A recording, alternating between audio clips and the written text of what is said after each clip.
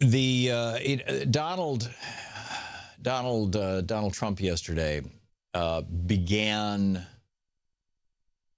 I am seeing so many parallels now. He began what Reagan did, basically. I am seeing so many parallels now between the evolving Trump administration and the Reagan administration that it's spooky.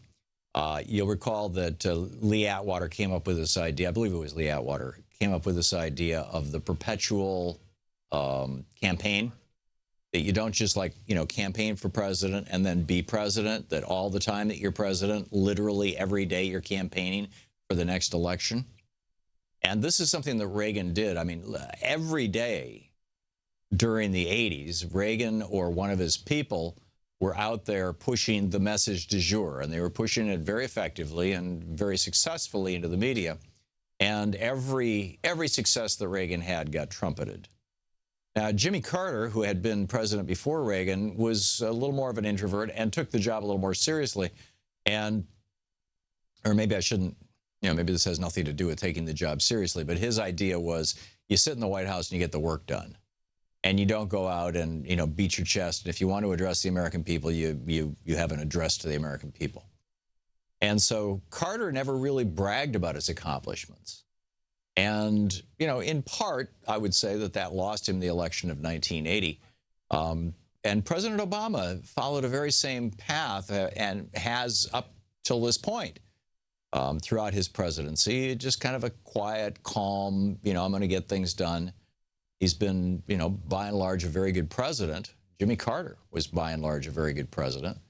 There's policy issues where you disagree with either one of them, but they're, the vast majority of what they're doing is just great stuff.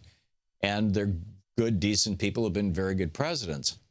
But what Reagan did and what George Herbert Walker Bush didn't do, which is, I believe, why he was a one-term president, or part of it. Part of it is also just Bill Clinton's natural political talents, is he didn't do the perpetual campaign. And the Clinton campaign, the Clinton presidency, by and large, adopted Reagan's, strategy of pushing stuff out every day. Now, some of this might be temperamental. Bill Clinton, Ronald Reagan, and Donald Trump are all extreme extroverts.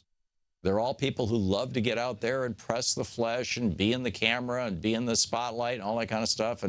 And President Obama and President Carter do not seem to be those kind of people.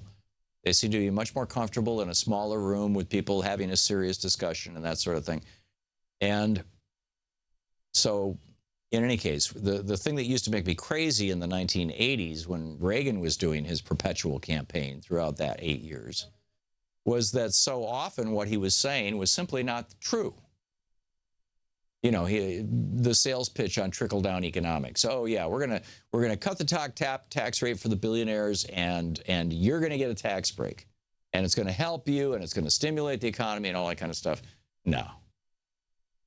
And we're gonna rein in government spending. We're gonna government has to be smaller, and meanwhile they tripled the national debt and substantially increased the size of the federal government as a way of basically stimulating the economy so that they could take credit for it, so they could claim falsely that the tax cuts did it. Well, this is what Trump did yesterday in Ohio, or Indiana, excuse me, is, he went in and said, well, a whole bunch of things. I mean, he started bragging about how, he did great among African Americans, right? He got 8% of the African American vote.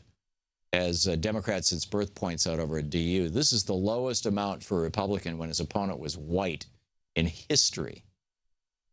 He said he did better than Hispanics, writes Democrats since birth. He said he did better than Hispanics than any Republican in recent history. John McCain was at 31%. George Walker Bush was at 44%. They both did better than Donald Trump. He said he won in a landslide. Sorry, he lost the popular vote by 2.5 million votes. And in Michigan, Wisconsin, and Pennsylvania, he won by less than 1%. And in fact, in Michigan, it looks like it's 0.22%, 0.2%. And by the way, the recount, Jill Stein's recount, we talked with Greg Palast about yesterday on this program, or was it the day before, I guess it was. In any case, Michigan's Attorney General has now filed an objection to the recount, which is going to push it into next week, and they're just trying to run out the clock. They're trying to make sure that no recount in Michigan is done before the Electoral College meets on the 19th of December.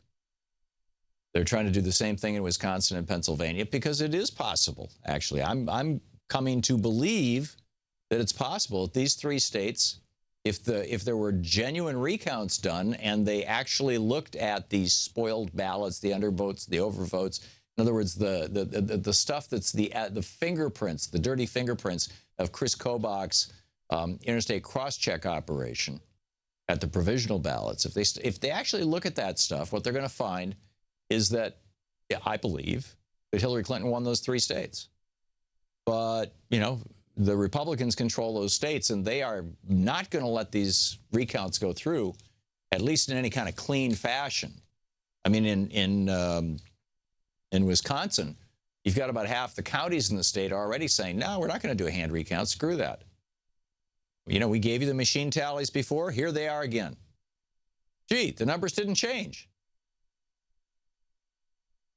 I mean, it's really quite remarkable.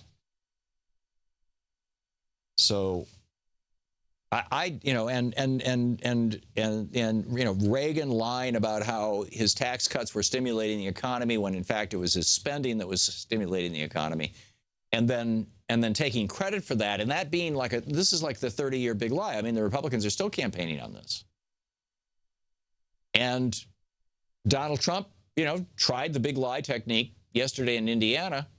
Oh, yeah, my tough talk. I'm president now. Carrier, United Technologies, they're going to keep jobs in America because aren't they wonderful? Or aren't I wonderful, excuse me. And they're doing okay. Well, yeah, except that, I mean, over at Think Progress, Aaron Rupar is publishing the letter. He says this is the letter that Carrier, that the Trump people don't want you to see. This is titled, this is December 1st. And, you know,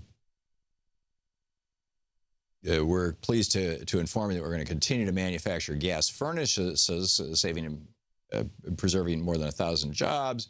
Blah-de-blah. But while this announcement is good news, we recognize that it's not good news for everyone. We are moving forward with previously announced plans to relocate the fan coil manufacturing lines with expected completion by the end of 2017. That is, as in relocate to Mexico. So, no. I mean, it's a scam. What Donald Trump did was a scam.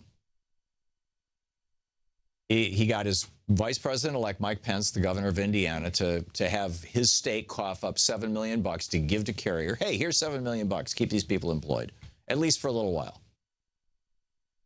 And then, you know, he had some kind of conversation with the CEO of Carrier, probably threatening the $6 billion in federal contracts they get. This is United Technologies who owns Carrier. You know, saying, you know, be it, you know, beautiful $6 billion you got there. Be a shame if something happened to it. And, you know, if he's going to do that, I mean, we've lost 1,600 factories in the last, you know, since January of last year. 1,600 factories. I don't think it's been 1,600. No, it hasn't been 1,600 days. So he's going to have to do this 2 or 3 times a day, every single day? No. No, it's a scam. This is the Thom Hartmann Program. And just like with Reagan, the media is not calling it a scam. They're buying into it. And this concerns me tremendously.